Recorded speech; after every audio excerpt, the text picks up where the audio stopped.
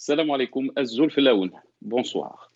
L'Algérie est bel et bien une cryptocratie. Le vrai pouvoir se trouve entre les mains des généraux et le président qu'une simple potiche. Tout le reste n'est que sophisme grossier. Le Herakan s'est jeté les bras d'un vrai débat citoyen en déclarant d'emblée état civil et non militaire.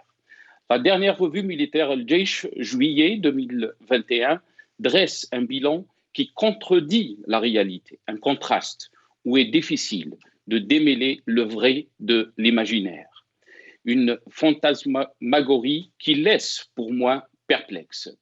Dans son dernier numéro, la revue Al-Jaish a affirmé que, et là j'ouvre la parenthèse, la sécurité et la stabilité dont jouit aujourd'hui le pays et l'adhésion du peuple au projet d'édification de la nouvelle Algérie n'est pas du goût de certains agitateurs et revanchards, appelant les jeunes Algériens à se méfier des prêtres de chapelle au service d'agendas étrangers activant contre l'Algérie et son peuple. Jugeant que la bataille que notre pays mène aujourd'hui à différents niveaux, pas moins importante que celle menée par le peuple algérien lors du combat libérateur, mais bien plus car elle en est le prolongement naturel.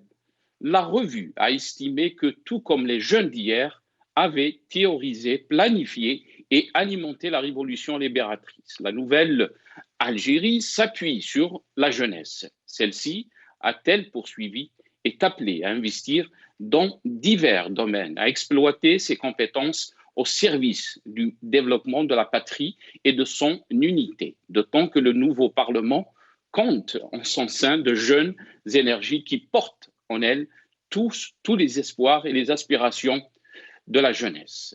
Et là, je ferme la parenthèse. De quel pays et de quelle jeunesse parle-t-on dans cet édito?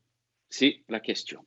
Des milliers de jeunes qui quittent notre pays chaque année, des haragas qui risquent leur vie dans la Méditerranée pour un avenir meilleur de l'autre côté de la mer, emprisonnement, torture et poursuites judiciaires contre tous les jeunes qui soutiennent le Hirak.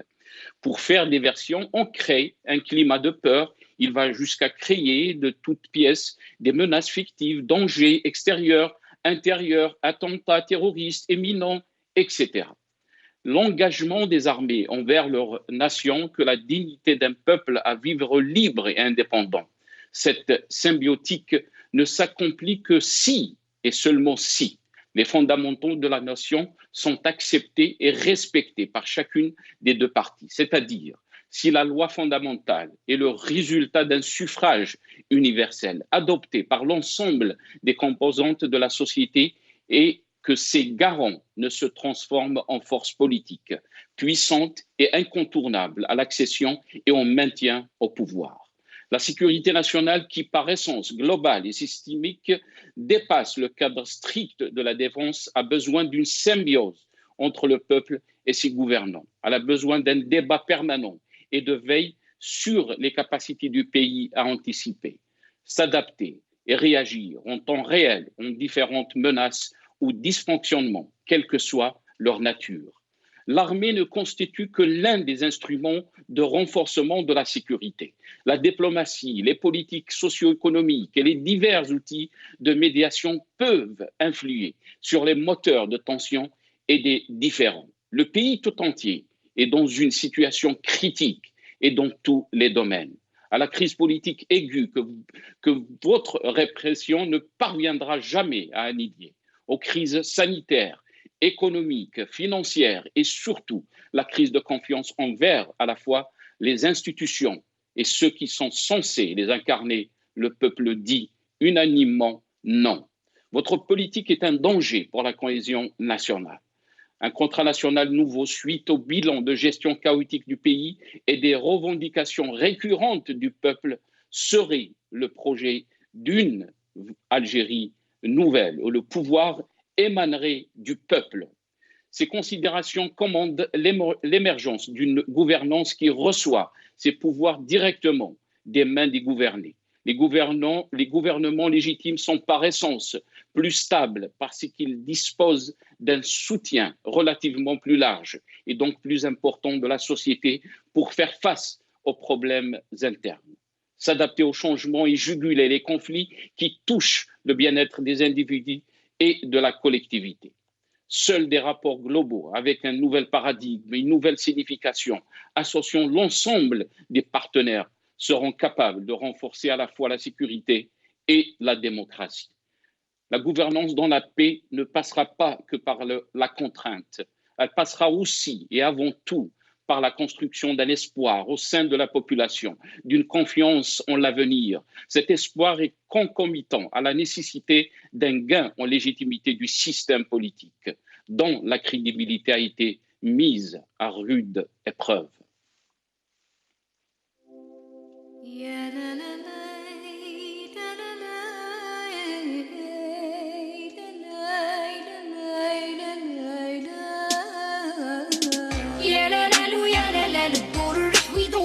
انا ربل وانت تبلع كلاب وبالي يا لا لا لو يا لا لا المحي يعيط للاستقلال البلاد بلاد ويعيش حياته فيها يسال وجهك صحيح قدر في الريح لزافر ماشيه الخربه راشيه والنيه راها خافيه ولادك في الريح وزوالي في وسط العافيه نيران وقاديه سفينه تغرق وغاديه فرتو في السف نيتو الحبس كاع الاحرار محكومين ثابت الرخاص اختلاف بالرشوه سلاطين زلق الفاس شوف الراس وين رايح بينا وين يدوب الفاس ما تحب الناس حامي في عز الراقين كنت تجبد روحك ماشي خير تشوفيني غابة غطير يجي نهارك انت وتحير الشعب زعف والحقد كبير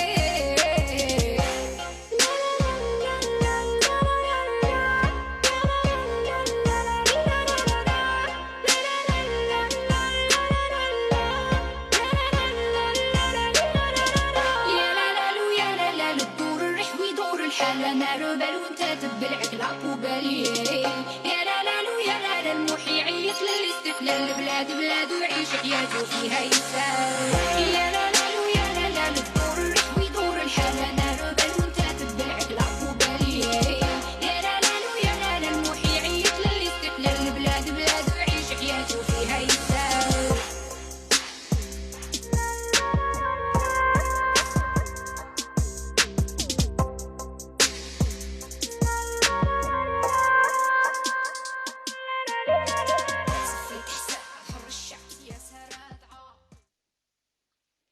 Algérie, le peuple souffre, l'état-major en parade. C'est le titre de notre émission pour ce soir.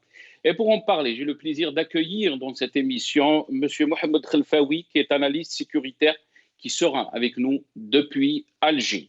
Et aussi, on aura le plaisir d'accueillir Maître Issa Rahmoun, avocat et vice-président de la Ligue algérienne des droits de l'homme. Aussi, on aura le plaisir d'accueillir professeur Smaïl Lalmas, qui est économiste, mais aussi militant politique. On aura aussi le plaisir d'accueillir M. Ali Laskari, ex-coordinateur du FFS, qui sera avec nous depuis Alger. Je pense qu'on a avec nous Maître Issa Rahmoun et Mohamed Khelfaoui. Maître Issa Rahmoun, bonsoir. Merci d'avoir accepté l'invitation. Marhaba bik. Oui, bonsoir Sinassar, bonsoir aux invités et aux téléspectateurs d'Al Magharibiya. Très bien, merci beaucoup, merci d'avoir accepté l'invitation, Maître Issa Rahmoun. On me dit que Maître Khelfaoui n'est pas prêt encore, mais je vais commencer cette émission avec vous, Maître. Si on revient un peu, bien sûr, sur cet édito de Al-Jaish, mais avant de commencer avec l'édito Al-Jaish, juste pour comprendre un peu la situation à Tizi Ouzou, on a entendu qu'il y a eu plusieurs arrestations, dont Khaled Tazarat, Brahim Taibi, le chanteur très connu en Algérie, qui était un visage connu aussi du Hirak, mais aussi plusieurs arrestations. Qu'est-ce que vous pouvez nous dire par rapport à ce qui s'est passé à Tizi Ouzou? Réellement, c'était l'empêchement des services de sécurité des citoyens. Ils les ont tout simplement empêchés d'être solidaires avec les 5 détenus mis en mandat de dépôt à l'occasion d'une affaire dite d'adhésion à un groupe terroriste ou à un groupe qui fait dans la subversion. Effectivement, il y a eu plusieurs arrestations. On me dit qu'il y a eu une soixantaine d'arrestations, dont Brahim Tazarat, Madame Moula Ouzna, Abdenour Abdeslam, le journaliste Mourad Etmimoun et d'autres activistes du Hirak. Pourquoi le rassemblement a été organisé à l'occasion de la présentation de l'appel sur la procédure de mandat de dépôt émise par le juge d'instruction du tribunal de Dra al-Mizan. Les confrères... Donc, les mandats excusez-moi, maître, est-ce que les mandats de dépôt ont été approuvés, si je puis dire? Le mandat de dépôt a été confirmé par la chambre d'accusation, donc les 5 activistes restent et demeurent jusqu'à avis contraire sous cette procédure de mandat de dépôt en attendant la fin de leur instruction. Très bien. On a quelques images donc de ce rassemblement à Tizi Ouzou. Vous êtes en train de parler de plusieurs arrestations. Vous avez avancé le chiffre de 60 personnes. On regarde ces images et je reviens à vous, Maître Aïssa Rahmoun.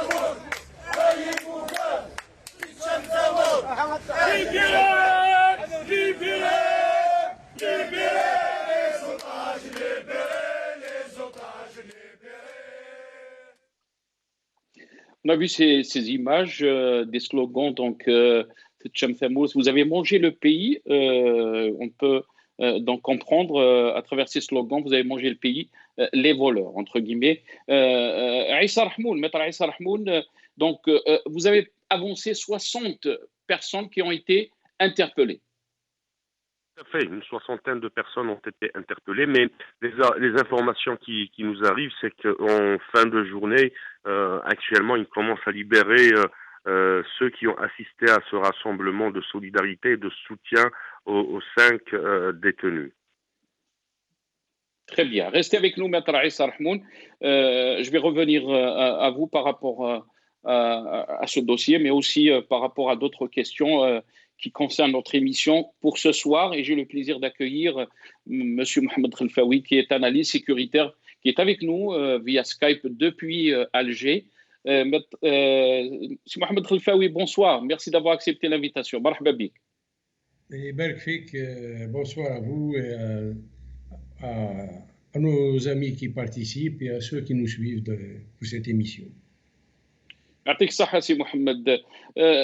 on revient un peu bien sûr sur l'édito Al-Jaish, Mohamed Al-Khelfaoui, la situation bouillonne un peu partout en Algérie. On a vu ces images à Tizi Ouzou, Maître Aïssa Rahmoun parle de plusieurs arrestations, on parle d'un chiffre de 60 personnes. On a vu les images à Ouargla, mais quand on revient un peu sur l'édito Al-Jaish, vous êtes expert en sécurité, Mohamed Khelfaoui, et quand on lit donc ce qui est venu donc dans l'édito Al-Jaish, on peut lire: la stabilité dont jouit l'Algérie n'est pas du goût de certains agitateurs et revanchards. Est-ce qu'on est dans la même dimension que l'édito Al-Jaish ou celui qui a rédigé cet édito, Mohamed Khelfaoui? Bon, en fait, je ne sais pas, la phrase il y a des jaloux pour la stabilité du pays. Probablement oui, des étrangers ou là, des ennemis potentiels qui nous attendent au tournant, peut-être. Mais sinon, pour chercher la stabilité, c'est ancrer la stabilité dans la société, dans le pays, c'est penser à cette société, c'est essayer de répondre aux problèmes par des solutions économiques ou socio-économiques et voire politiques, et non présenter la police face à la population. C'est-à-dire, alors, au moment où on demande des solutions contre le chômage et contre cette maladie de manière générale, alors on vous présente au contraire la menace, c'est-à-dire vous avez soif, on ne vous donne pas de l'eau, on vous ferme la bouche. Non, mais ça ne règle rien, ça ne règle rien. Ce pouvoir-là, depuis l'indépendance, a été instauré et maintenu grâce à la légitimité révolutionnaire.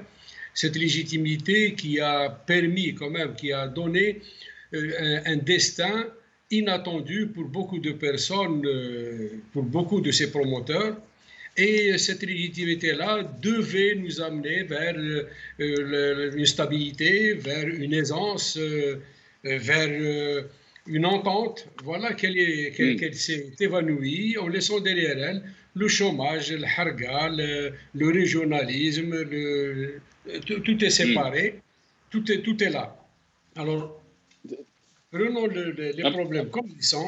Les problèmes ont été exprimés par le Hirak. Certaines solutions sont même proposées.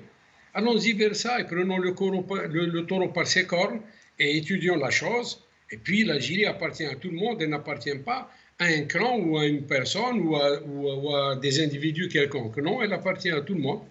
Et il y a un gouvernement, il y a un peuple. S'il n'y a pas d'osmose entre les deux, s'il n'y a pas de compréhension entre les deux, l'un doit quitter. Généralement, c'est le gouvernement. C'est à lui de chercher des solutions également, de proposer des solutions.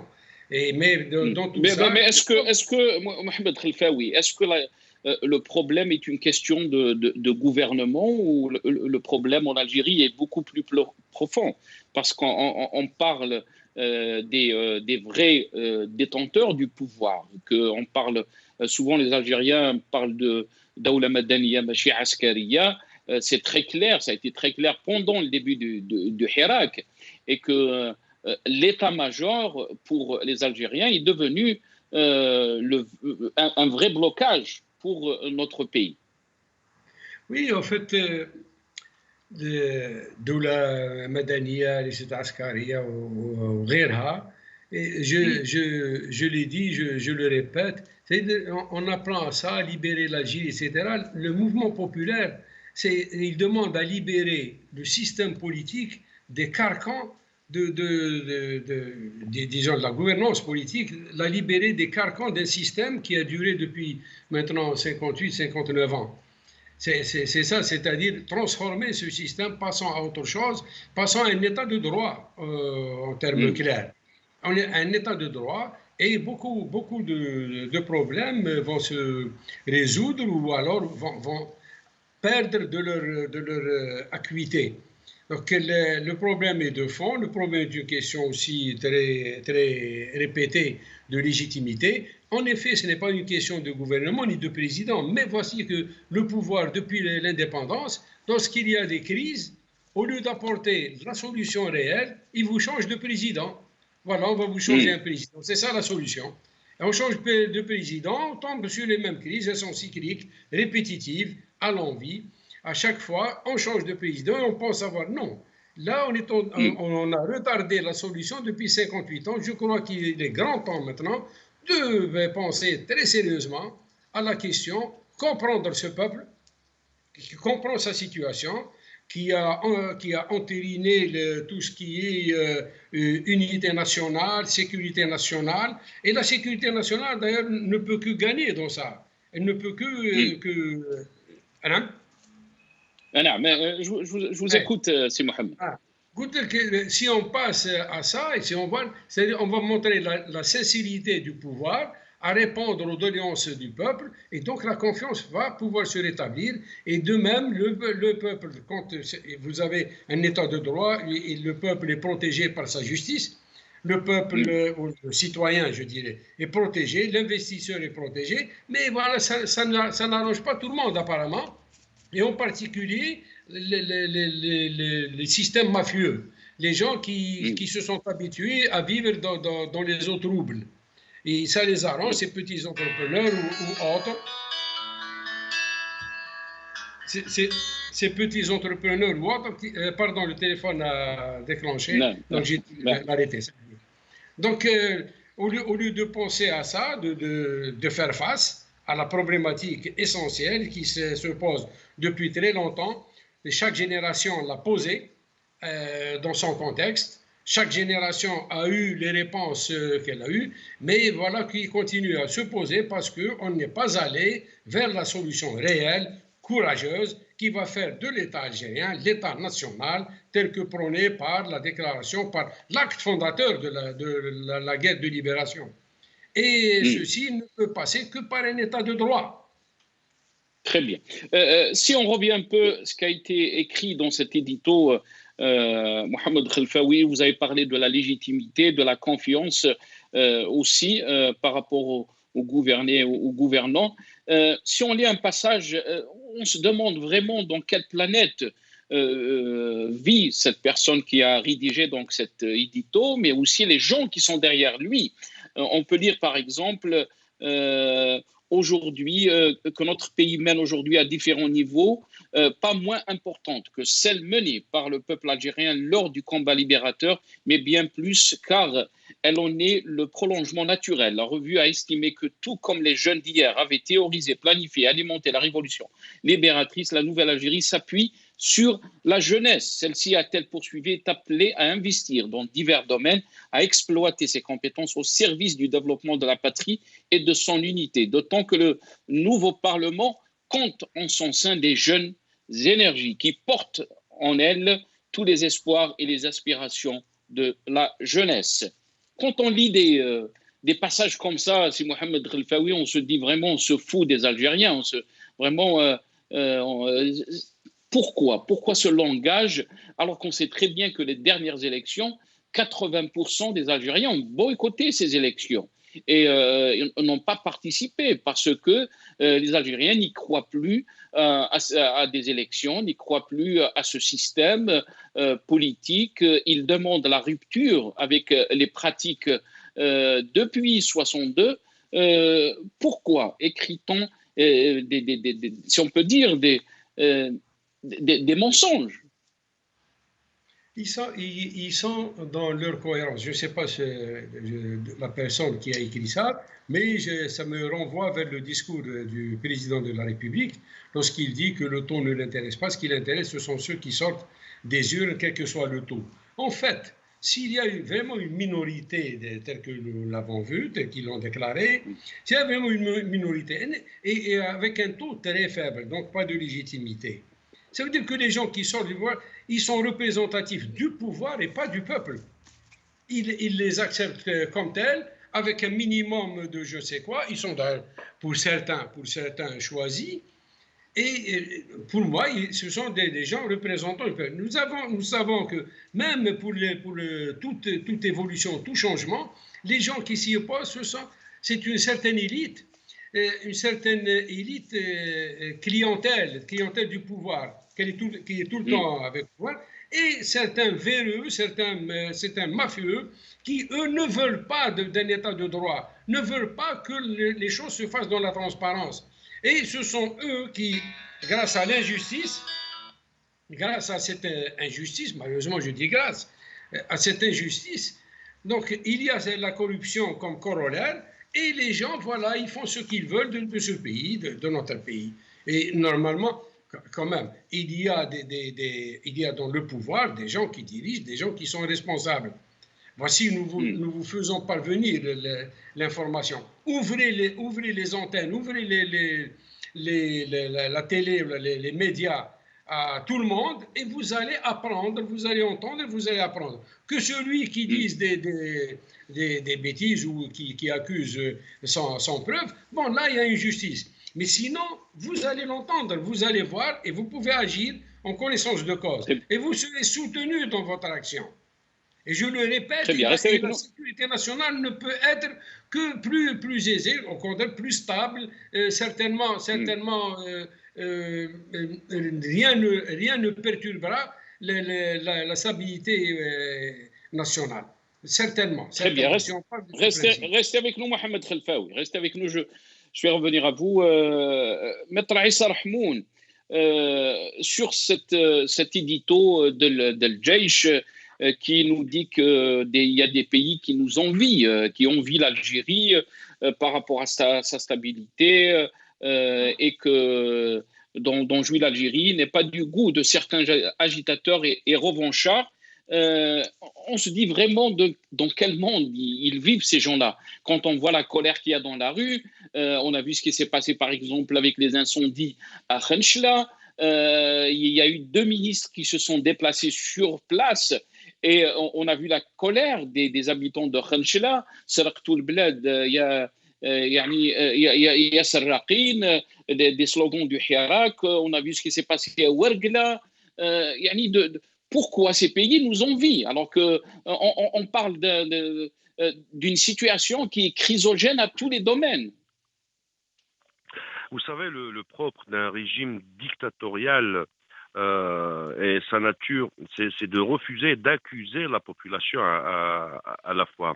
Vous savez, l'édito El Jaish, ce n'est pas la première fois que ce journal, ce canal officiel de l'état-major de l'armée, fait dans la confusion, fait dans l'accusation, fait dans l'anti-peuple réellement. Souvenez-vous aussi des éditos de l'époque de Gaïd Salah. Rien n'a changé dans la ligne éditorialiste de ce canal de communication de l'état-major de l'armée.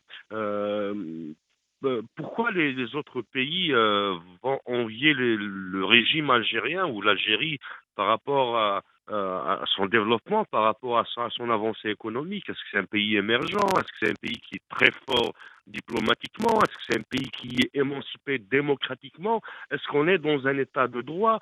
Est-ce qu'on a une puissance régionale réellement qui menace la Méditerranée, l'Afrique, le monde arabe et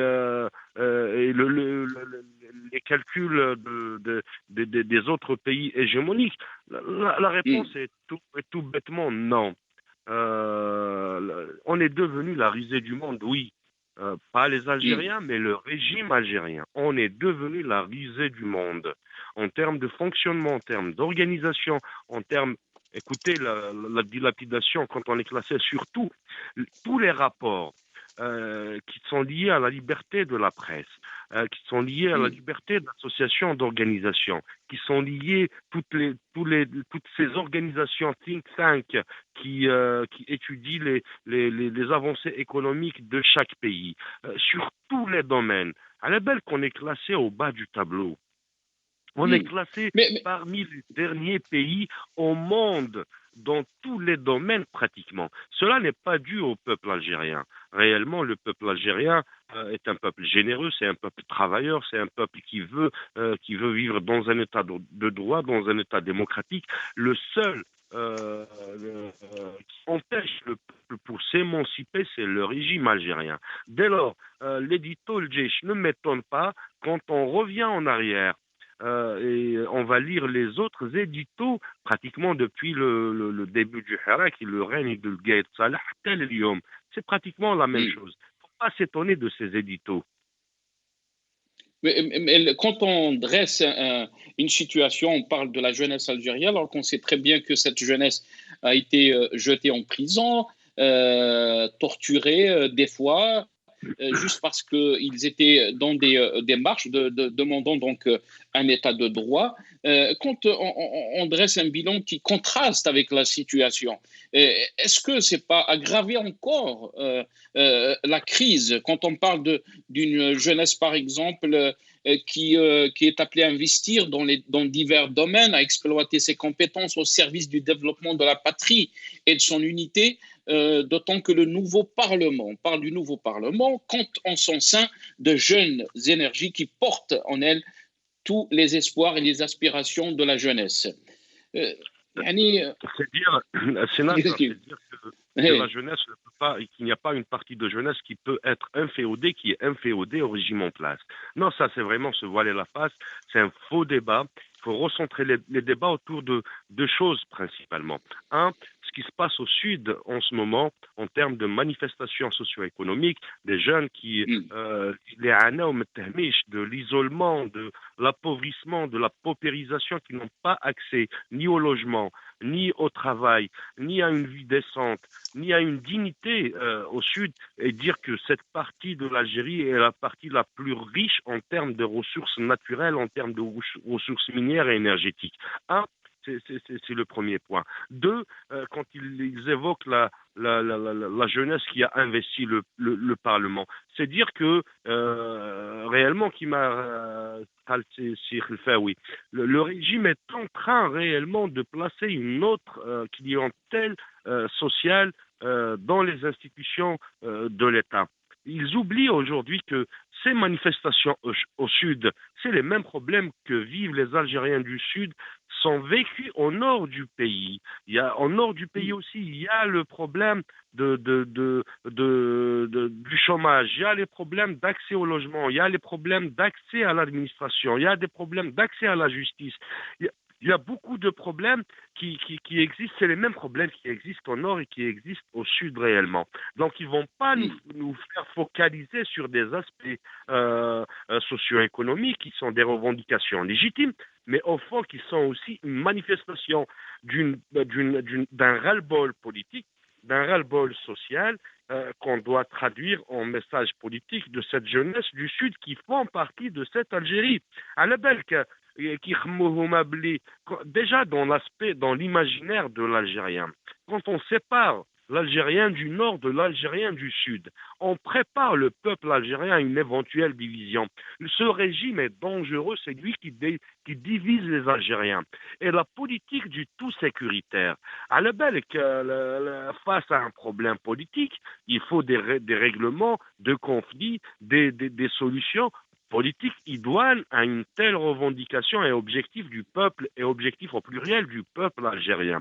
Le régime impose par la loi de la force des solutions sécuritaires en mettant à genoux des Algériens, en essayant de mettre à genoux, je m'excuse, en essayant de mettre à genoux les Algériens par des petits problèmes d'ordre socio-professionnel, économique, syndical, etc. Le fond de la crise, le fond du problème demeure un problème politique et de là découle le problème de la légitimation des institutions de l'État, la normalisation de la vie institutionnelle, qu'elle soit une vie réellement qui est l'émanation du peuple algérien, du peuple seule entité à légitimer un pouvoir politique décidé en son lieu et place sous le regard et l'observation, le contrôle du peuple et des institutions de l'État. Est-ce qu'on est Fidel Jazair al-Jadida comme présenté par le régime algérien,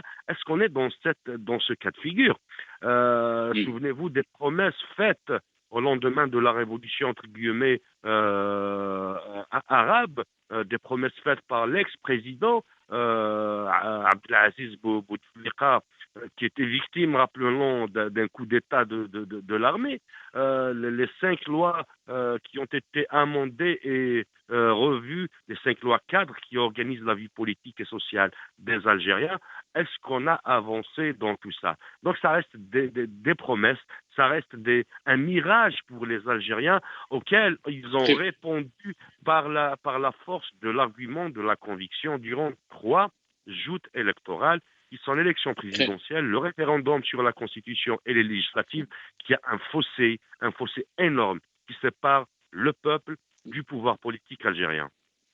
Très bien, merci. Restez avec nous, Maître Aïssa Rahmoun. On a été rejoint par Si Ismail Lalmas, qui est économiste, mais aussi militant politique.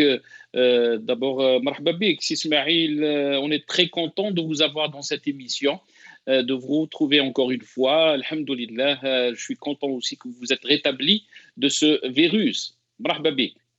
Là, c'est Nasser, merci beaucoup. Merci pour l'invitation et je vous remercie, vous et toute l'équipe Al-Maghribia, de vous être inquiété sur mon état de santé.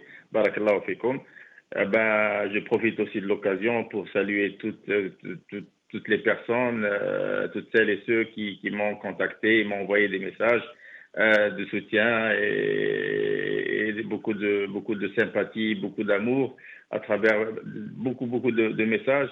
Je crois que ce sont ces messages chaleureux qui m'ont permis de surmonter la maladie AD et justement de combattre ce satané virus. Alhamdulillah, je me rétablis tout doucement et je profite aussi encore une fois de cette occasion pour dire aux Algériennes et aux Algériens de se protéger. Ce n'est pas, maintenant que j'ai subi ce que j'ai subi, j'aimerais pas que d'autres Algériens, d'autres frères et sœurs subissent ou la vivent ce que j'ai vécu. C'est très douloureux comme maladie. C'est pas facile. Donc il faut faire le maximum pour l'éviter en se protégeant et en respectant les mesures justement sanitaires connues. Voilà. On est très content, Si Ismail. Marhaba bik.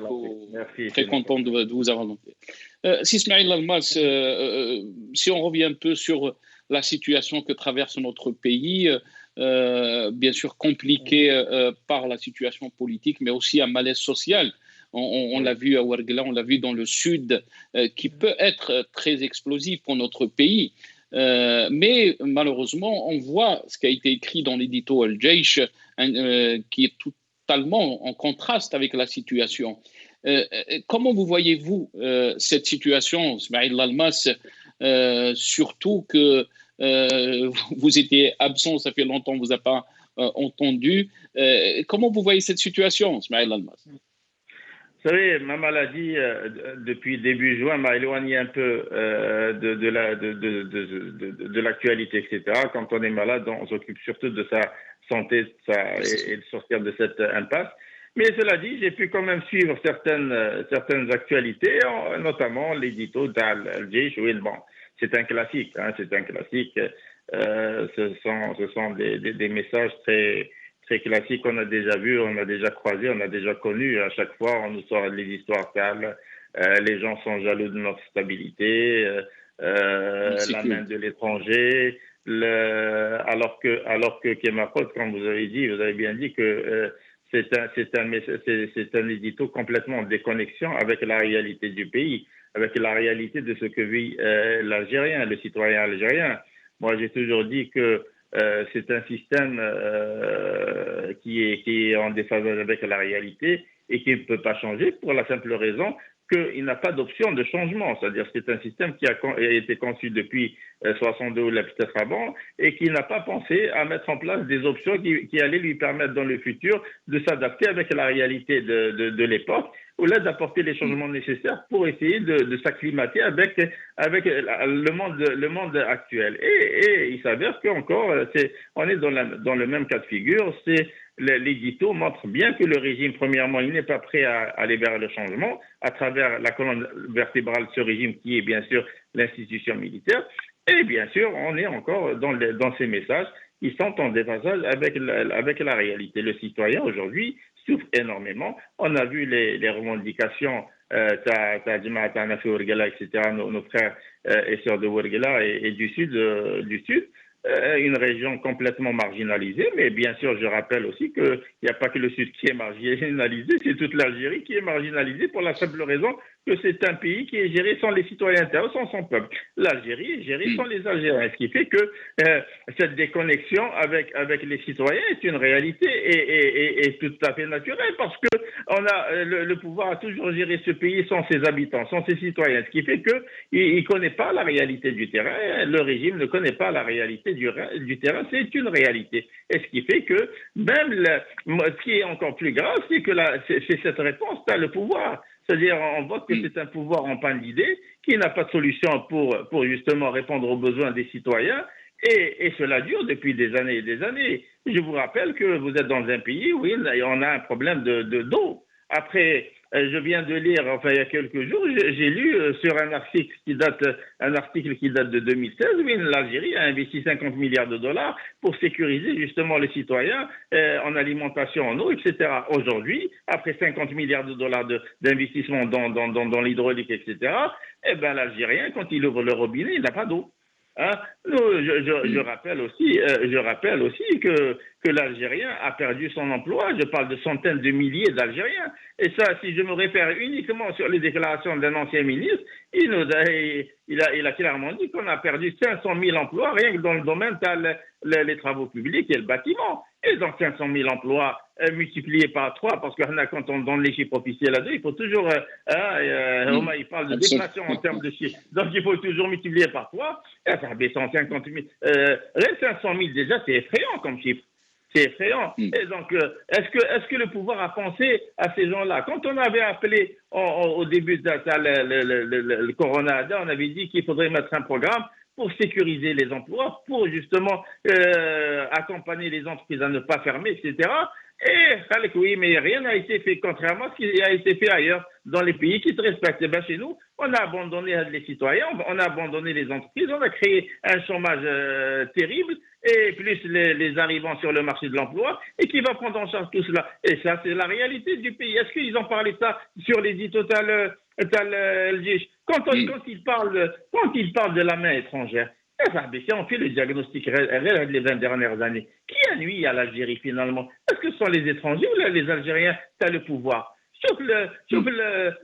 Vous savez... On les a même appelés de Issaba, Sismaïl. C'est leur création, en plus. C'est eux qui ont appelé. Mais écoutez, si vous revenez sur l'histoire contemporaine mondiale, vous n'allez pas trouver un complot de détruire, ou un complot, la corruption, les comme ce qui s'est passé les 20 dernières années en Algérie. C'est des centaines de milliards qui ont été détournés. L'hydraulique. En 2016, l'article est sorti avec 50 milliards d'investissements. Où on a les barrages? Ils sont où ces barrages? Où on a les stations de dessalement? Où on a les projets de transfert? Les régions où l'eau est disponible vers les régions qui manquent d'eau. Où sont les grands projets qu'on voyait à chaque 20 heures? T'as le 1TV. Où sont passés où est passé l'argent? 50 milliards de dollars, c'est très important pour un secteur. Oui, aujourd'hui, on se retrouve sans eau. Mais c'est terrible. On va dire que la jeunesse, les jeunes qui sont en parlement, les jeunes qui sont... Mais aujourd'hui, il y a une faillite du système. Il y a une faillite. Quand on parle de... Est-ce que vous pensez, Sismaïl, est-ce que vous pensez que le régime est dans l'impasse? Parce que quand on lit un édito pareil, on se dit... il n'a pas de solution face à tous ces problèmes, à toutes ces crises. Mais c'est Nasser, il a toujours été dans cette situation, le système. On est en train de dire, tiens, il est dans l'impasse. Moi-même, j'ai dit qu'il était dans l'impasse, etc. Mais quand on réfléchit bien, le régime a toujours été dans ce genre de situation de turbulence depuis toujours. Et il a toujours utilisé les mêmes outils, les mêmes sorties comment on appelle ça, les mêmes recettes. Donc, des millions d'Algériens sont sortis pour appeler à la construction d'un État de droit, pour aller vers la démocratie, pour avoir des institutions légitimes, etc. Mais ils nous sortent avec des feuilles de route pour nous imposer des élections, sachant que le peuple n'allait pas adhérer. Ils ont continué, ils ont fait le forcing pour faire passer la feuille de route. Mais le 1er novembre, le 12-6. Ils ont réussi à faire passer. Mais en même temps, vous avez vu les millions qui ont revendiqué autre chose, qui aspirent à autre chose. Ils ont continué, ils ont maintenu leur feuille de route malgré tous ces millions d'Algériens qui étaient contre. Donc pour eux, il n'y a pas d'autres options. Ils sont dans une situation tout à fait normale. Ils n'ont jamais de toute façon connu une stabilité. C'est un régime qui a toujours, qui s'est nourri de ces turbulences, de ces cassures et de ces problèmes. Il a toujours réussi à faire passer ces solutions et ces recettes à contre-courant du peuple, pour la simple raison que ce pouvoir n'a jamais donné de la considération à ce peuple. Il a toujours gouverné son peuple, SANS. Donc ce n'est pas une nouveauté. Aujourd'hui, vous imaginez qu'on parle il y a des pays qui sont jaloux de notre stabilité. De quelle stabilité il parle? Il envoie 50 à 60 000 policiers pour empêcher les Algériens de sortir chaque vendredi. Il mobilise la justice pour emprisonner les gens. Il mobilise tous les moyens pour faire pression pour persécuter les Algériens. Je suppose que le gouvernement va mettre un plan pour construire une vingtaine ou une trentaine de prisons pour contenir tous les Algériens qui sont en train de mettre en prison. Les jeunes Algériens mis tout le bras, on va dire qu'on est un pays stable. Qui veut savoir qu'un pays stable, mais est-ce qu'ils sont conscients de ce qu'ils sont en train de faire? Et c'est ça le problème, c'est Ismaïl. Le problème, est-ce qu'ils sont conscients? Parce que tous les experts parlent d'une vraie explosion qui attend l'Algérie, qu'on va droit vers le mur. Restez avec nous, Ismaïl Lalmas, on va essayer de donner la parole à Mohamed Khelfaoui, mais avant de lui donner la parole, j'aimerais bien vous faire montrer donc ces images. Je suis sûr que vous les avez vues sur El Magharibia, la colère des habitants de Ouargla, la colère de nos concitoyens du Sud. On avait aussi de l'autre côté aussi les violences des forces de l'ordre à l'encontre des jeunes qui demandaient donc juste pour avoir un boulot, un travail, des chômeurs qui demandaient donc leurs droits. On regarde ces images et je vais revenir à vous, Mohamed Khelfaoui. العشوة حتى الليل الأولاد يتقاحروا معاهم ويبلشوا فيهم والناس داخلة في الديار والناس تحرق في الديار ونسمعوا في السب والكلام الفاحش في ديارنا. يا ودي هذه راه ما يرضاها لا كبير لا صغير، ما يرضاها، هذه إهانة راها البلدية هذه، وراه كبارنا حنايا، وراه الناس الكبيرة اللي تحدث علينا. شباب ما طاقتش خلاص، الليل يجي ما يعيا الصباح ما يدقش يجي تعبان. واش دار؟ ما دار والو، هو طالب بحق وهم جابوني حق واحد، ما كان حتى حاجه. احنا رحنا للوالي، رحنا له 2 مرات الوالي.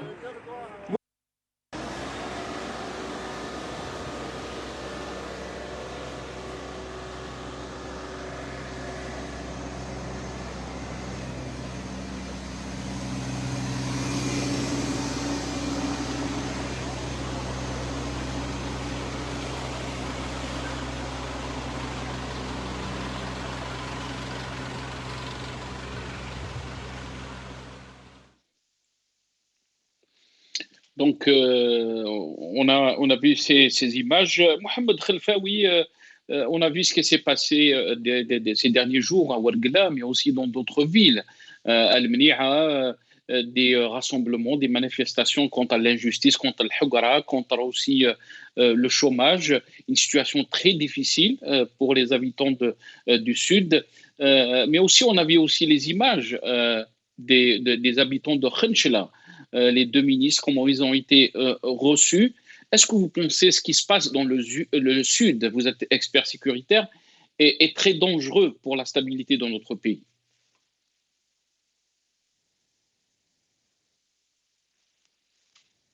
Mohamed Khelfaoui. C'est dangereux, c'est un euphémisme.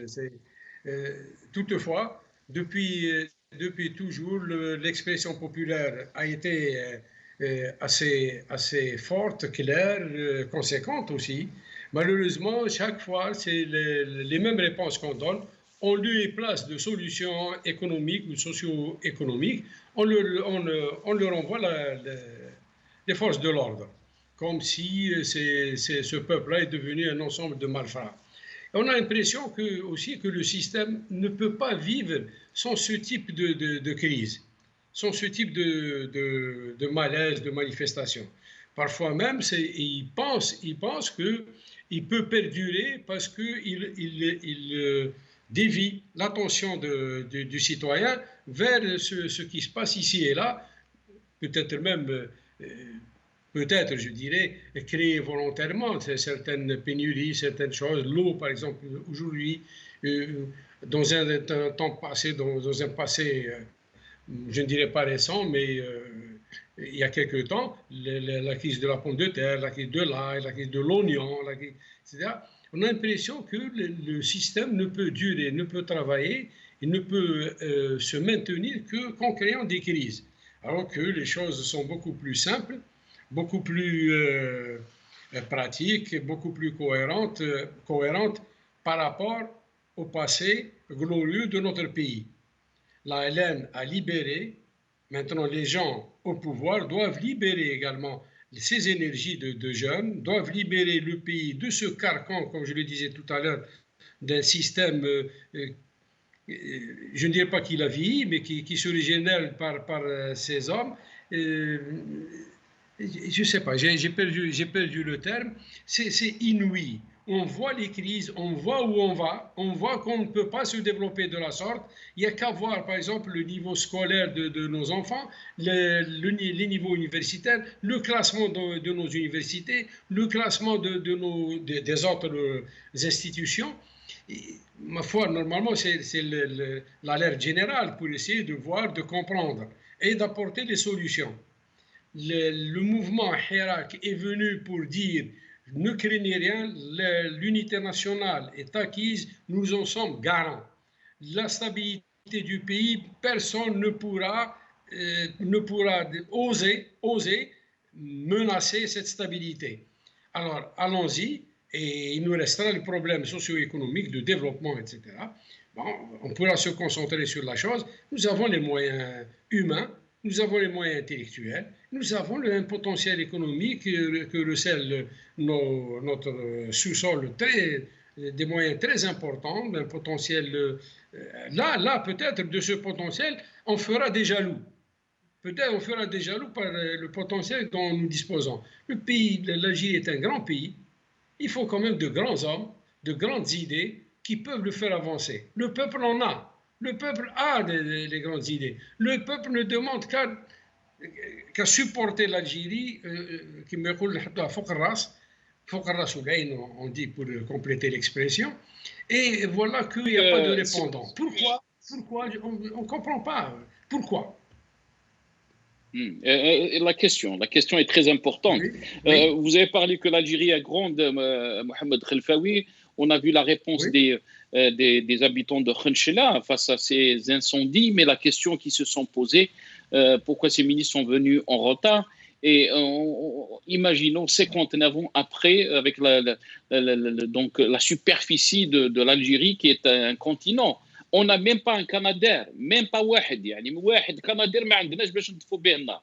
On n'a même pas un Canadair pour éteindre les incendies. Ils nous disent que les pays nous envient. يعني راهم les pays ils sont jaloux de nous. Restez avec nous, Mohamed Khelfaoui. On va faire intervenir Monsieur Ali Al-Askri, qui est avec nous, ex-coordinateur du FFS. Monsieur Al-Askri, bonsoir. Merci d'avoir accepté l'invitation. Marhaba bik. Bonsoir Nasser, bonsoir les amis qui sont sur le plateau et bonsoir à tous les Algériens et les Algériennes qui nous écoutent. Merci Ali Al-Askri. Ali Al-Askri, comment vous voyez-vous la situation actuelle et quand on voit aussi de l'autre côté ce que dit, ce qui est venu dans l'édito Al-Jaish, qui parle donc de jalousie d'autres pays. Les autres pays nous envient par rapport à notre sécurité, par rapport à la stabilité. Mais la question, elle est où cette stabilité quand on voit presque tout un peuple qui s'est levé depuis 2019, qui demande donc de la rupture avec ce régime. Votre lecture, Ali Al-Askri? D'abord, la première lecture, je dénonce totalement les arrestations arbitraires. On a vu aujourd'hui à Tizi Ouzou et un peu dans toute la région et aussi dans d'autres régions du pays, comment ils sont en train de subir la répression. Et c'est pas ça, avec ça qu'on va avoir la cohésion nationale et la sécurité du pays. Et donc, le régime actionne que sa machine judiciaire de répression par l'arbitraire et l'injustice envers les militants politiques, les activistes. Donc, moi je dirais ni la répression, ni les emprisonnements, ni l'harcèlement judiciaire, ni la fermeture des champs politiques et médiatiques n'arrêteront la marche du peuple, c'est-à-dire depuis le 22 février, vers la consécration de sa souveraineté. Car il est convaincu de la justesse de ses revendications légitimes. Mais pour revenir à la question, le véritable problème, on peut pas aujourd'hui se dire que on est bien, c'est-à-dire la stabilité est là, la sécurité est là, alors qu'il n'y a pas un état de droit. Je suis quand même à l'école de Hossein Ahmed qui dit que le patriotisme, c'est d'abord l'état de droit, c'est la démocratie. Ce n'est pas la soumission au régime. Et aujourd'hui, il fait tout pour que le peuple se soumette. Et la majorité du peuple est contre c'est-à-dire tous les scrutins qu'ils ont menés aujourd'hui, ils sont contre leur feuille de route. Ces 3 scrutins, ils ont été rejetés. Donc ce n'est pas la soumission. Le peuple, qu'est-ce qu'il demande? C'est le changement radical du régime. Et toute notre force doit tout le temps converger vers ces objectifs. Notre responsabilité est d'être solidaire aujourd'hui, de maintenir la lutte pacifique, la non-violence. C'est vrai, en cette épreuve difficile, et nous sommes conscients que nos responsabilités en ces moments difficiles sur le plan politique, économique et social. Vous venez d'en parler par rapport à beaucoup de faillites, parce que le problème qui se pose, si je reviens à la faillite économique, ils n'ont pas pu résister à la crise, parce que d'abord la crise elle est de nature politique. Il ne peut pas mentir sur ces questions, tous les problèmes que nous rencontrons aujourd'hui. Il y a eu l'abondance rentière de gaz d'abord. Elle était énorme. Plus de 1000 à 1500 milliards de dollars. Il n'y a pas de Canadair. Et j'entends qu'il n'y a pas de Canadair. Est-ce que l'abondance rentière, on sait bien qu'elle n'a pas permis à l'Algérie de sortir de la crise. Donc, il faut revenir à la véritable solution politique. Il faut qu'ils reconnaissent qu'elle est de nature politique et revenir à construire l'état de droit. Ils n'en veulent pas. Et c'est pour ça qu'on doit continuer à converger nos énergies pour apporter le changement. Et aujourd'hui, les Algériens ils quittent le pays avec des barques. Ils sont en train de mourir en Méditerranée. Il n'y a pas d'eau. Il y a les incendies. Les questions du développement durable. Par rapport à l'environnement, avec toutes les COP qu'il y a eu dans le monde, la COP 22 et d'autres après, il fallait mettre tous les moyens de prévention par rapport aux risques majeurs, c'est-à-dire les incendies ou les inondations, les tempêtes ou tous les risques majeurs qui vont venir à l'avenir. Est-ce qu'il y a un plan qui a été mis en place et des moyens de prévention? On a vu à Khmishla, il n'y a rien. Et ça continue dans beaucoup de régions du pays. On risque d'avoir beaucoup d'incendies. Et demain, s'il y a des gros orages, on va avoir des inondations très graves. Est-ce qu'ils peuvent répondre à toutes ces questions? Ils ne peuvent pas. Donc, gagner la confiance du peuple, c'est quoi? Gagner la confiance du peuple, c'est d'avoir des institutions légitimes, c'est d'aller à la bonne gouvernance, c'est d'aller à l'état de droit, c'est qu'il y ait les libertés, c'est d'ouvrir le champ politique. Ah, ils font le contraire, ils sont au mur. Moi, je dis qu'ils sont au mur, c'est très dangereux pour le pays. Et c'est une menace pour le pays. C'est très dangereux. Il n'y a pas de décentralisation, il n'y a pas d'autonomie dans la gestion, il n'y a pas d'autonomie financière, il n'y a rien. Et même mettons le gouvernement aujourd'hui. Est-ce qu'il va résoudre les problèmes? Il ne pourra pas, mais ils sont en train de décider, ce n'est pas le Parlement. Le Parlement, on a vu, le peuple algérien a rejeté le scrutin dans sa majorité, comme il a rejeté les présidentielles, comme il a rejeté la révision de la Constitution. Donc, ils n'ont pas la légitimité. Aujourd'hui, ils ne sont pas à l'écoute du peuple. Et le peuple les rejette. Comment pourront-ils avancer? Toute la question est là, parce que... Donc, effectivement, aujourd'hui, les pressions climatiques, hydriques, la sécheresse, le chômage, c'est-à-dire tous les problèmes s'accumulent. Tous les problèmes s'accumulent et ça va être très, très, très difficile pour notre pays. Parce que le problème, on l'a connu depuis longtemps. C'est-à-dire, lorsque j'ai dit notre responsabilité d'être solidaire, parce que au niveau de l'opinion nationale et internationale, ils sont témoins de la volonté de mise au pas de toutes les libertés en Algérie, de la démocratie. Alors que c'est les seuls préalables pour la bonne gouvernance. Et ça pose un sérieux problème. Moi, je dis remettre à la confiance du peuple, donc la stabilité, la cohésion nationale, la sécurité du pays, et ça, c'est à méditer. Et je l'ai dit à ceux qui décident aujourd'hui, c'est à méditer. Et puisque vous avez parlé de la revue Djish, moi, ce que je leur dis, c'est d'accompagner et de garantir la transition en Algérie. qu'on a tout le temps dit, c'est le Hussein Rahman Rabbi. Ça, c'est un devoir pour eux et c'est de la responsabilité. Très bien. Reste avec nous, Ali Al-Askari. Maître Issa Rahmoun, je reviens à vous. Comment vous voyez les choses évoluer, Maître Issa Rahmoun, sachant que la situation, vous l'avez tous dit, qu'elle est très préoccupante à tous les niveaux, mais la question qui se pose, et je pense que c'est la question qui est très importante, c'est cette crise politique avant tout, qui lie le tout.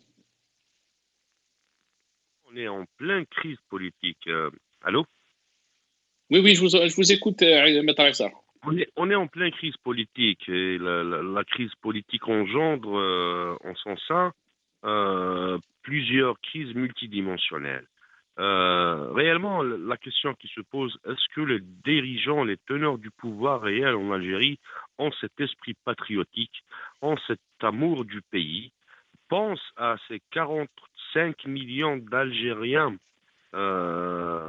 qui sont en Algérie et à ces 8 millions d'Algériens qui sont à l'étranger.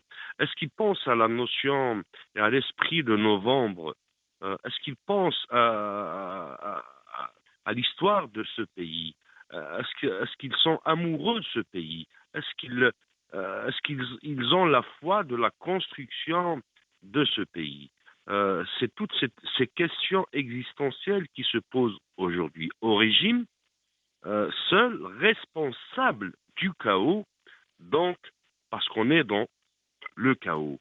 En 2021, une crise ardue de ressources hydriques, une crise socio-économique, une crise de légitimation de pouvoir, une crise d'un état de droit. Toutes ces crises réellement vont s'acheminer vers ce réceptacle qui est la crise politique que traverse l'Algérie. La solution, le peuple a donné une partie de la solution. على بالك واحد النهار سي مولود حمروش il avait fait le parallèle en disant que le régime et l'opposition c'est comme le serpent et l'aigle. Tout un chacun guette l'autre وقتاش يهبط لعنده وقتاش يطلع لعنده.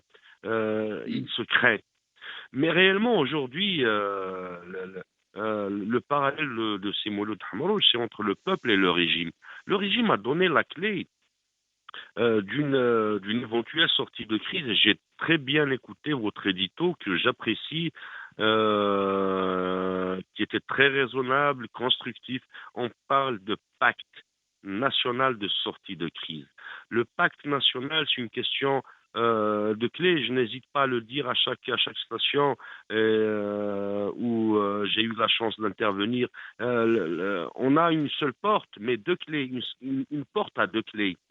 La clé de la sortie de crise, le peuple a donné cette clé de sortie de crise en disant نحبوا البلاد بركونا من السراقين بركونا من الذباحين بركونا من الحجارين بركونا من الدولة الحجارة بركونا من تمسخير. Et le message du peuple, on veut vivre. Était très clair. On veut construire ce pays. Le message était très clair. En étant digne. À la بالك la dignité, la dimension de la dignité. C'est très lourd à porter pour un responsable, qu'il soit رئيس بلدية, طلعت رئيس الجمهورية, من رئيس الكوميتي de village, du président d'un comité de village d'une petite association qui a autour de lui des adhérents, des citoyens qui croient en cette association. حتى رئيس الدولة, حتى رئيس الجمهورية. الحقرة ماشي مليحة. Le peuple a pas une partie de la solution. C'est au régime actuellement de donner la deuxième clé de la solution, c'est de s'asseoir réellement. Qu'est-ce que veut l'Algérien aujourd'hui? L'Algérien me brache dire des vacances spatiales qui m'arrêtent il va monter dans une...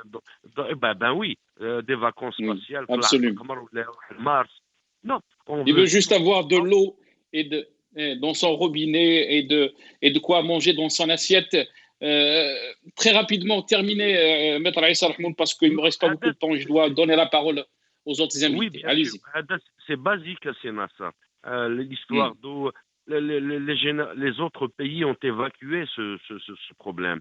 Absolument. L'Algérien aujourd'hui veut développer son pays, devenir réellement ce que le discours officiel, qui est un discours menteur, qui est un discours manipulateur, un discours qui falsifie la réalité du régime en place, le Qawwal al-Jihawiya. On n'est pas une force régionale, c'est ce que veut le peuple algérien aujourd'hui. On veut devenir réellement un pays émergent, un pays qui un État. Le concept de l'État à la belle, c'est très important. Quand on construit un État, c'est comme Merci. on enfante un bébé et qu'on l'éduque pour qu'il soit le meilleur des enfants du monde.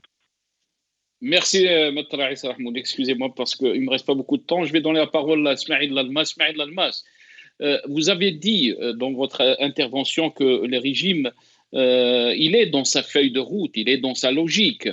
Mais est-ce qu'on peut nier la situation aussi que vit notre pays? S'il est dans sa logique, cela veut dire qu'il va nous mener droit au mur, droit à la catastrophe, Smaïd Lalmas. Comment on peut s'en sortir de cette situation? Le peuple, il a donné la solution, comme l'a dit Maître Aïssa Rahmoud. Je pense que tout le monde a compris que ce régime n'est pas en train de nous mener vers le mur, mais on est en plein dedans. C'est-à-dire, on est rentré dans le mur, on a même creusé, on est enterré, on a tombé quelques gouttes de l'oxygène, les réserves de change pour non, mais c'est la vérité, je l'ai dit, ça fait quelques années. Je l'ai dit, ça fait quelques années, j'ai avisé, j'ai averti, etc. On a dit qu'on ne peut pas développer le pays avec un régime qui est habitué qui a un esprit destructeur. Vous savez, il y a واحد الحكاية un calife ottoman, l'Empire ottoman في الخامسe siècle. هذا سليمان le magnifique en français ou le Sulayman al-Qanouni. راه جا قال لك je vais détruire un ancien château, une ancienne Saraya Guillaume pour construire une autre parce que الأخرى قديمة. Il fait appel à ses conseillers pour lui ramener un architecte. جاب له واحد من الأرميني اسمه معمر d'ailleurs. Il vient, il a présenté le projet, il a détruit l'ancien château, il a construit un autre plus beau, comme dans les délais, etc. Et pour le remercier, il a fait, le calife Adek a organisé une fête, il a fait appel à l'architecte Adek. Barakallahu fik, félicitations, etc. Mais j'ai remarqué une chose, vous avez ramené une équipe pour détruire avec le Saraya, avec le château, et vous avez ramené une autre équipe pour construire. قالوا لي موالف يدمر المختص في التدمير ما يقدرش يعمر ما يقدرش يبني donc nous avons un régime qui a détruit le pays depuis des années, c'est pas nouveau. Donc il est formaté à ce genre d'action. Donc il ne faut pas s'attendre d'un régime qui a l'habitude de détruire, de construire le pays. Donc là, ce n'est plus possible. Ce qui reste à faire aujourd'hui, ce n'est plus de comptabiliser les dégâts le pouvoir. Premièrement, il faudrait se mobiliser et comprendre qu'on doit patienter, mais on doit résister et on doit unir nos forces, unir tout le peuple. On ne doit pas rentrer dans les recettes de divisées pour régner, le sud, le nord, le Qbaïl, le Chaouia, etc. Non, nous sommes un seul peuple et il faut rester dans l'union, le peuple et l'union du territoire. Ça, ce sont des fondamentaux qu'on doit impérativement prendre en considération dans notre démarche révolutionnaire de changement. C'est très important. Maintenant, deuxièmement, pour sortir de cette crise, le problème, il est purement politique. Quand le peuple ce n'est pas une aberration, ce n'est pas juste un simple slogan, parce que tout le monde aujourd'hui est convaincu que sortir de cette impasse et aller vers la construction d'un État ne peut pas se faire avec ceux qui ont détruit le pays. Donc il faut y aller vers un changement, aller vers une réelle démocratie, aller vers l'instauration d'un paramètre très très important dans la construction d'un pays qui est la confiance.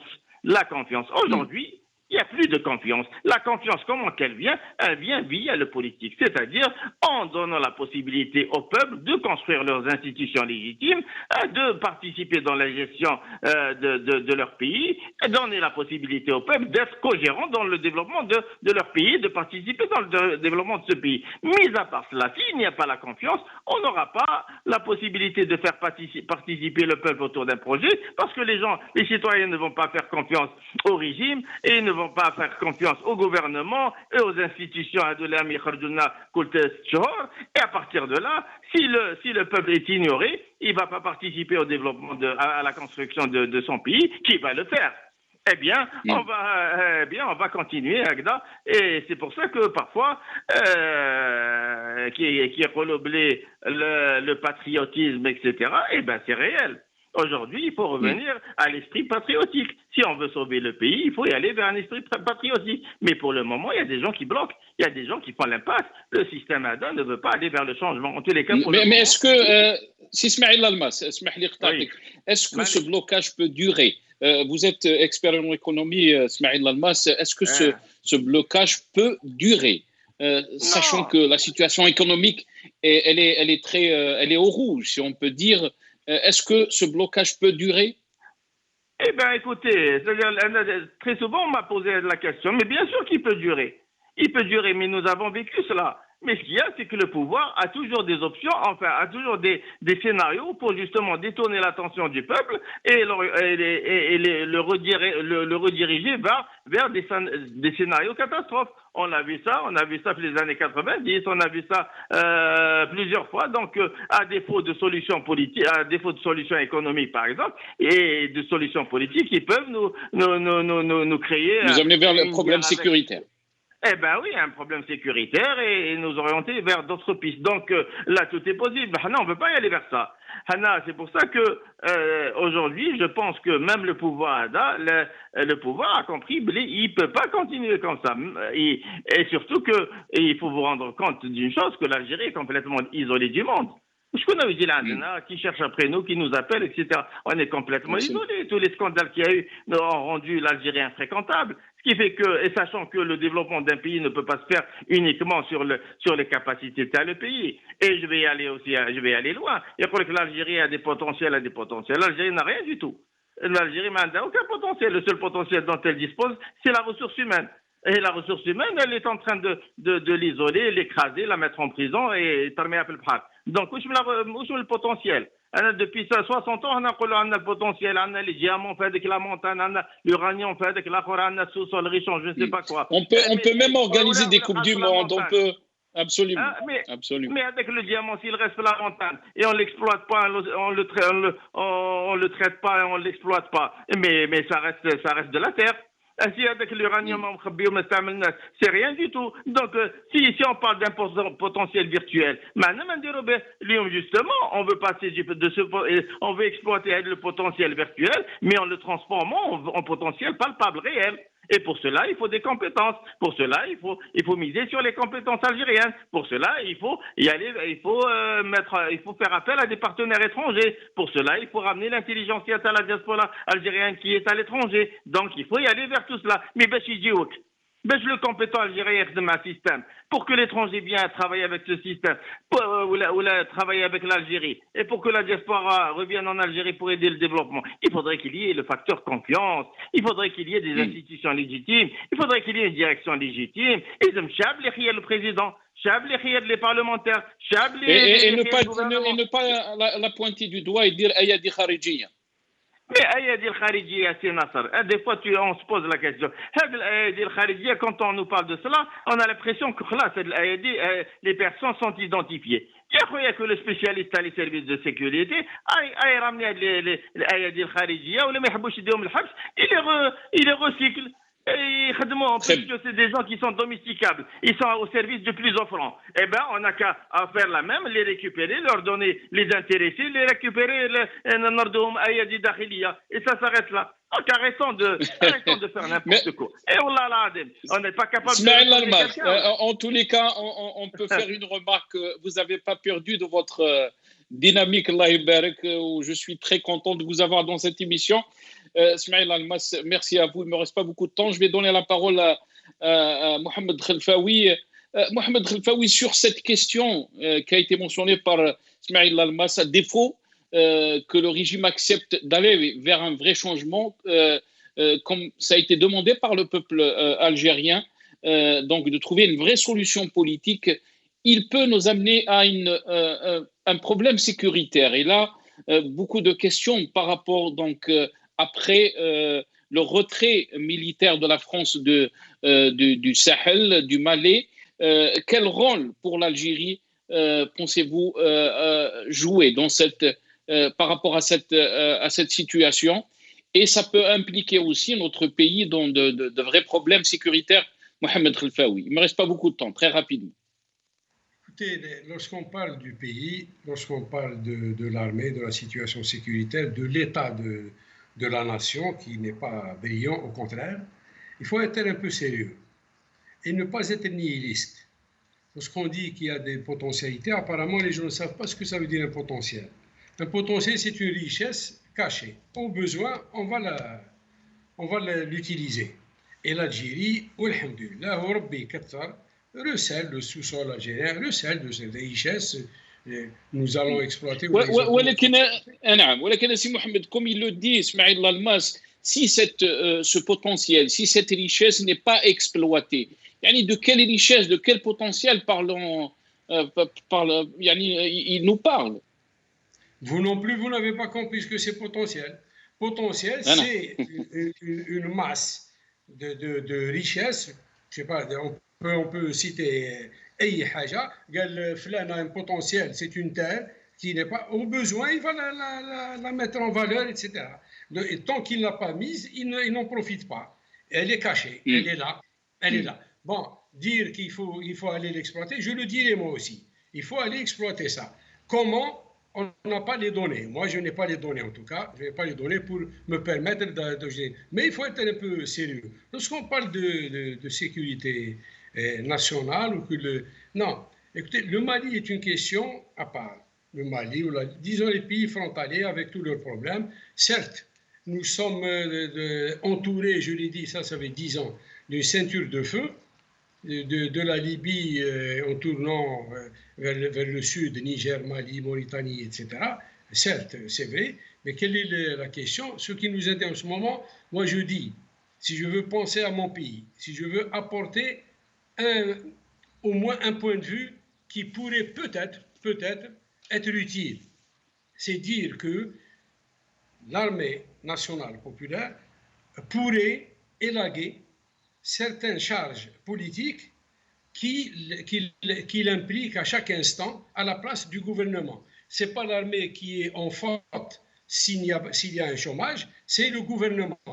Et si on doit avoir une solution, ce n'est pas à l'armée de sortir et faire des discours, c'est au gouvernement d'expliquer et de dire qu'il va exploiter ce potentiel dont on parlait, ou ces potentiels. OK, donc moi, ce que je souhaite, c'est que notre armée se concentre sur ce qu'elle est en train de faire, c'est sa modernisation, sa professionnalisation, d'autant plus que l'armée n'est pas, on ne peut pas dire tous les jeunes Algériens qui rejoignent les rangs de l'ANP sont d'horizons divers. Certes, ce sont toutes les masses sans distinction aucune, mais ils ont des horizons divers, politiques ou autres. Or, pour cette cohésion, autant élaguer tout ça, c'est ce résidu d'un temps passé. L'Algérie peut avancer, il y a d'autres moyens, une autre vision. Le monde évolue, l'Algérie doit évoluer, la région n'est pas en bon état. Si Mohamed, qui c'est qui bloque, parce qu'il ne me reste pas beaucoup de temps, qui c'est qui bloque donc cet épanouissement, vous êtes en train de dire que les autres pays sont en train d'avancer, beaucoup disent que celui qui n'avance pas recule. Malheureusement, on n'est pas en train d'avancer, l'Algérie n'est pas en train d'avancer. Si on peut dire, le vrai problème, c'est qui bloque la situation en Algérie et l'épanouissement de l'Algérie? Écoutez, il y a à passer pour gagner tout ça, c'est-à-dire confiance, énergie, force de travail. Il faut aller vers un état de droit, que chaque institution fasse ce qu'elle doit faire. Il y a une constitution, l'armée, je l'appelle, je l'interpelle, si le peuple sort manifester, elle doit le protéger, c'est la constitution qui dit ça. L'armée protège la nation, l'armée protège le peuple, le pays, son territoire, ses frontières, et protège le peuple. Elle doit protéger la Constitution également. Maintenant, personnellement, ancien militaire, vous le savez, j'ai toujours souhaité, je le souhaite toujours, que notre armée, qui a quand même des capacités, à ne pas en douter, là, c'est certain, autant aller vers une amélioration, toujours de l'avant, s'organiser, faire face, parce que, bon, maintenant, nous avons des menaces réelles autour de nous, et que le peuple adhère, que le peuple soit toujours autour de son armée, mais pour cela, il faut qu'elle aide elle-même. Et je l'appelle, moi, personnellement, et je vais écrire ça, si j'aurai le temps, s'il y a toujours la mort derrière la porte ou à côté du lit, si Dieu m'accorde encore quelques jours ou quelques mois, je vais l'écrire, et je vais demander à ce qu'elle vienne aider, participer, accepter le principe d'une évolution de ce système qui est obsolète. Regardez, il ne crée que des crises, ce système-là. C'est un système qui a toujours amené à l'échec. Combien de présidents ont été mis et démis de leurs fonctions et de n'importe quelle manière? Le président qui vient après ne fait pas mieux. Donc on avait une entrée en devise la BSBA, on tournait. Mais ce n'est pas suffisant parce qu'on n'a pas évolué. On n'a rien créé comme richesse. On n'a pas. Non. Absolument. Merci. Anna, allez-y, Yassi Mohamed Khelfaoui, très rapide. Vous me direz que c'est un appel du cœur, mais c'est un appel d'un Algérien qui souhaite voir. Moi, j'ai essayé de mon mieux de faire quelque chose pour mon pays, à mon niveau évidemment. Et je me suis formé, j'ai donné ce que j'ai pu, et les responsables qui sont encore en vie peuvent en témoigner. J'aime toujours mon peuple, notre peuple algérien. J'aime nos institutions quand elles font leur travail. Mais je ne veux pas l'abus de violence, cette violence légale, la violence de l'État, non. La violence jetée n'importe comment, non. J'ai moi-même subi des petites choses. Alors j'imagine le citoyen le plus simple. Merci beaucoup. Je m'excuse parce qu'on doit terminer cette émission. On me dit que le temps est fini. Merci à vous, Mohamed Khelfaoui, qui était avec nous. Merci à Maître Issa Rahmoun. Merci à Professeur Ismaël Almas. Et merci aussi à Ali Laskri, qui était avec nous dans cette émission. Merci à vous d'avoir suivi cette émission. Je vous retrouve dans d'autres émissions, Inch'Allah.